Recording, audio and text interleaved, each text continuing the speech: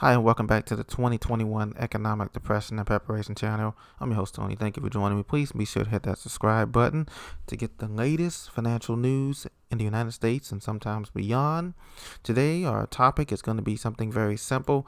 We're going to be talking about the higher minimum wage that President Biden and the Democrats and others in Congress have want, and how is this going to be a moot inconsequential, insignificant point going forward from 2022 and beyond, because hyperinflation is going to eat up any increases, and the real living wage is much higher than $15 an hour in many parts of the country, if not the whole country, at this critical time in the United States history.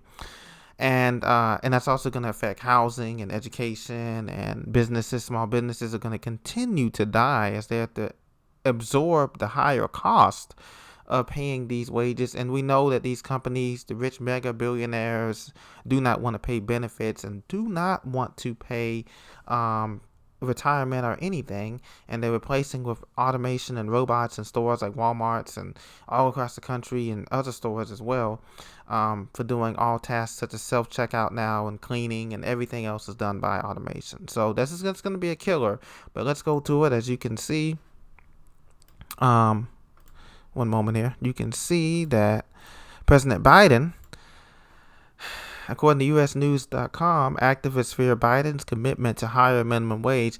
This is something that should have been done about 25 years ago. All of the wages should have, they've said on TV, this has been quoted many times, that a rising tide lifts all boats. That's the quote that a lot of people like to use. If everybody only had more money and this utopia, the issue is that the top 1% of America has all of the money, and everybody else is left with crumbs, not enough to make a decent living. So he campaigned on a national minimum wage of $15 an hour, and he attached a proposal for doing just that to the $1.9 trillion coronavirus pandemic relief bill.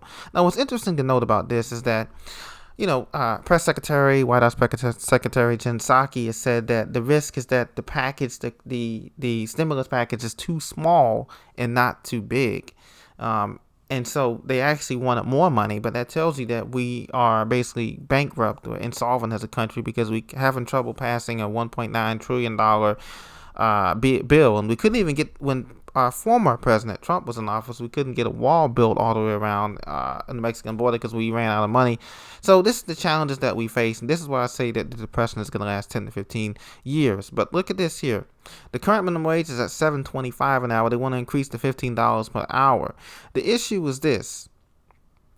A manager at McDonald's in Kansas City said they need to get it done right now. The problem is that after you take out taxes, some federal, state, local taxes, Social Security tax, healthcare, if you even get that on some of these jobs, you're still back down to $8 an hour, $8.25, $9 an hour. So how is that going to make a difference when rents? There's no price control on the rents in a lot of these cities, in D.C. and Maryland, and New York and Philly and Boston and you name it, Chicago, L.A., San Francisco, and the list goes on and on.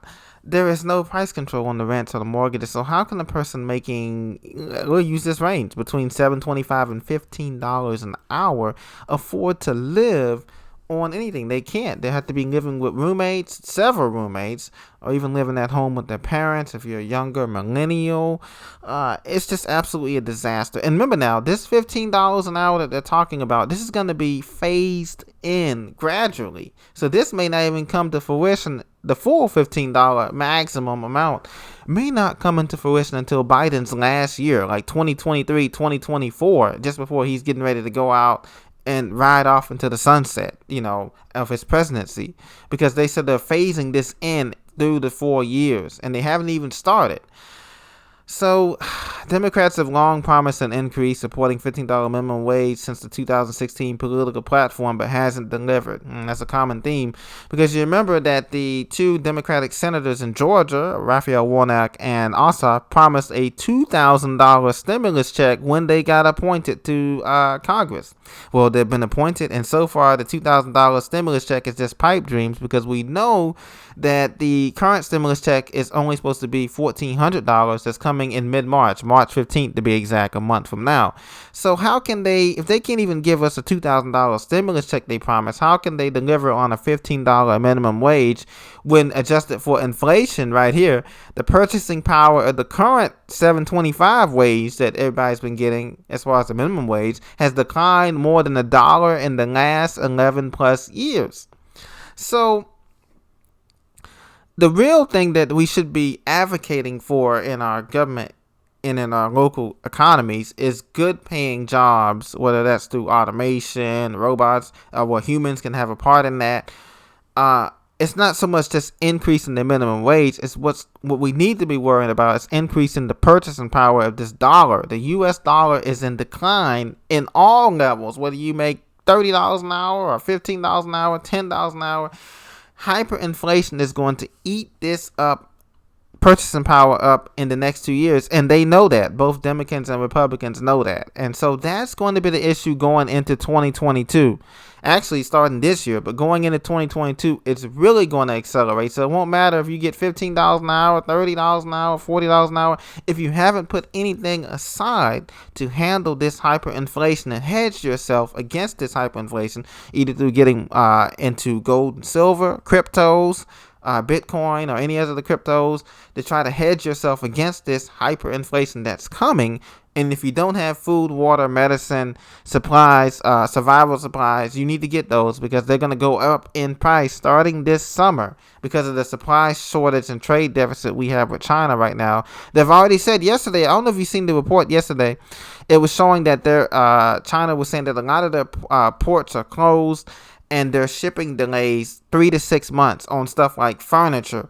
Some of the rich people were complaining they couldn't get their Peloton bikes in time because of what's going on out there shipped to them. So listen, we have a real crisis on our hands. We have to be prepared to experience shortages, hyperinflation, and $15 minimum wage is not going to really matter in the grand scheme of things because it's just too much. The cost of living has gone up way beyond the value of our U.S. dollar.